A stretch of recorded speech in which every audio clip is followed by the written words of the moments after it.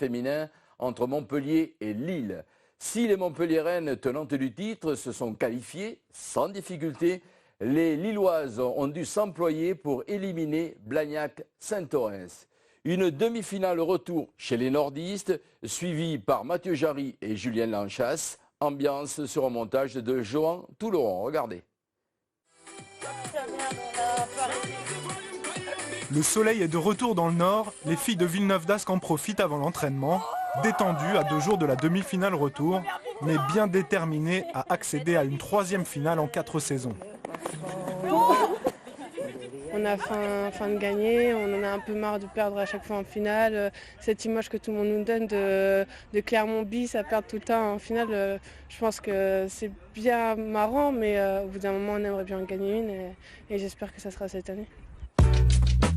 Pour cela, les Villeneuvoises ont des arguments, comme les sœurs Ménager, seulement 19 ans mais déjà internationales, Romane en noir avec le 15 de France, Marine en blanc avec les moins de 20 ans. Elles peuvent aussi compter sur l'explosivité de la centre Shannon Izard, internationale à 7 en contrat avec la FFR, ou encore sur l'expérience de leur capitaine, Alexandra Pertus. Les nordistes ont la finale en ligne de mire, mais 12 points de retard à rattraper après leur défaite à l'aller. Il y a beaucoup d'équipes qui gagnent avec plus de 12 points, donc j'espère qu'on va le faire et on le fera, c'est sûr. Après, il nous a manqué quelques ingrédients à Saint-Orens, comme l'agressivité, le combat, qui sont vraiment nos repères à Villeneuve d'Ascq. Très appliqué, de la concentration. Hein. Si on rencontre des difficultés sur certaines choses, là, il faut que ce soit réglé ce soir. Hein. Tout est réglé ce soir. L'ambiance prend une tournure plus sérieuse quand commence l'entraînement. Et pour cause, les Villeneuvoises ont non seulement perdu leur demi-finale aller, mais aussi les 2 confrontations avec Blagnac-Saint-Orens durant la saison.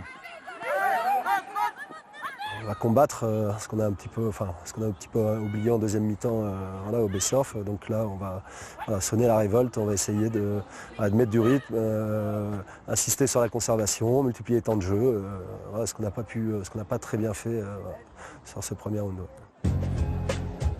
Et pour le 2e round, rendez-vous dans la métropole lilloise. Les joueuses de Haute-Garonne arrivent dans le nord la veille du match. Elles sont hébergées au Crêpes à Wattignies, à côté de Lille. Avant le match aller, les filles du Bessorf n'étaient pas données favorites, mais font figure de sérieux outsiders. 3e à l'issue de la saison, elles comptent le plus grand nombre de victoires, 11, soit une de plus que Montpellier et Lille, les 2 premiers du classement. Blagnac-Saint-Orens débarque avec 12 points d'avance et un léger avantage psychologique. On les a joués 3 fois, on connaît un peu plus leur plan de jeu et bon, ils connaissent aussi le nôtre. Donc essayer aussi de jouer sur leurs points faibles là, et puis surtout de retravailler notre conquête en touche et en mêlée qui a été catastrophique au match aller. Il va falloir vraiment qu'on s'accroche demain, ça ne va pas être très facile en sachant que sur les 3 matchs qu'on a fait contre elles, on les a gagnés les 3. À mon avis, le 4e, il ne faudra pas se louper, ça sera le plus important. Un match important pour un club qui n'a pas disputé une finale depuis 1997. Revenu dans l'élite il y a 7 saisons, Blagnac-Saint-Orens a maintenant l'ambition de franchir un cap. Ah, mais là, il faut s'appliquer sur les passes. C'est une offrande que tu dois lui faire, elle arrive comme une balle. Elle, hein. Donc là, tu soulèves juste la balle devant. Chaque année, on monte d'un cran. C'est la 2e demi-finale qu'on joue. L'année dernière, on a échoué de peu. Je pense que cette année... les filles ont les crocs, je pense qu'elles vont tout faire pour passer ce cap. Les nordistes, elles, ne l'entendent pas de cette oreille. Le matin du match, la tension monte pour les co-capitaines et colocataires Laura Dimusio et Alexandra Pertus, ainsi que leur pensionnaire Shannon Izard qu'elles hébergent quand elle n'est pas à Marcoussis. C'est un peu notre QG avec le club de Villeneuve d'Ascq. Parce que dès qu'on veut se retrouver, les gens viennent ici. Il y a plusieurs filles qui ont la clé d'ailleurs, qui débarquent, on ne sait pas trop quand. Et Shannon, on la prend en gouvernante en demi-pension quand elle veut venir.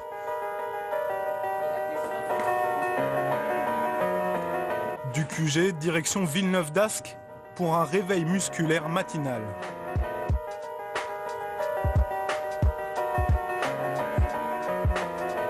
Dans les têtes et sur les t-shirts, le nom d'Alice Dallery, la pilier droit du LMRCV, en rémission après une lourde blessure contre Rennes en début de saison. L'équipe veut lui offrir la qualification. À l'heure du déjeuner, les visages se ferment. Concentration, solidarité, avant d'entamer le match de la pire des manières, en concédant un essai sur un molle formé par les avants de Blagnac-Saint-Orens après une touche et après 5 minutes de jeu. Mais quelques instants plus tard, les Villeneuvoises leur rendent l'appareil. La deuxième ligne, Michel Tchouta, passe en force. On a été cueillis à froid. Voilà, on a montré qu'on avait du cœur et voilà, on a réussi à revenir au courage en mettant une grosse intensité en défense. Et en attaque, les percussions des avant-nordistes libèrent des espaces pour les trois quarts. Yana Rivo-Allen sert son arrière Margot Lally pour le deuxième essai. Villeneuve d'Ascq mène 15-10 à l'issue d'une première période très accrochée. Mais la deuxième mi-temps est à sens unique. Sur une pénalité gagnée par son pack, la demi de mêlée internationale Yana Rivo-Allen surprend son monde.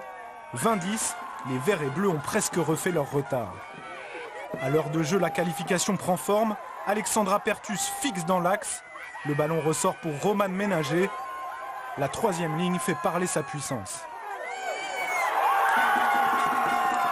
Une belle équipe de Lille aujourd'hui. On savait qu'elle pouvait faire ça, mais elles nous ont vraiment pris dans tous les secteurs. Donc il a été très difficile de les contrer et ça se voit au résultat. 27-10, le LMRCV est alors qualifié et se met définitivement à l'abri en toute fin de match grâce à Chloé Pell décalée sur l'aile. Score final 34-10, les nordistes se qualifient pour leur troisième finale en 4 ans et retrouveront celles qui les ont battues déjà à 2 reprises, les triples championnes de France Montpellier-Rennes. On connaît très bien les Montpellier-Rennes, on connaît leur jeu. Pour l'instant, on a quelques difficultés à les faire déjouer, donc on espère que cette année on va y arriver, mais en tout cas, je pense que le combat on l'a retrouvé et au meilleur moment.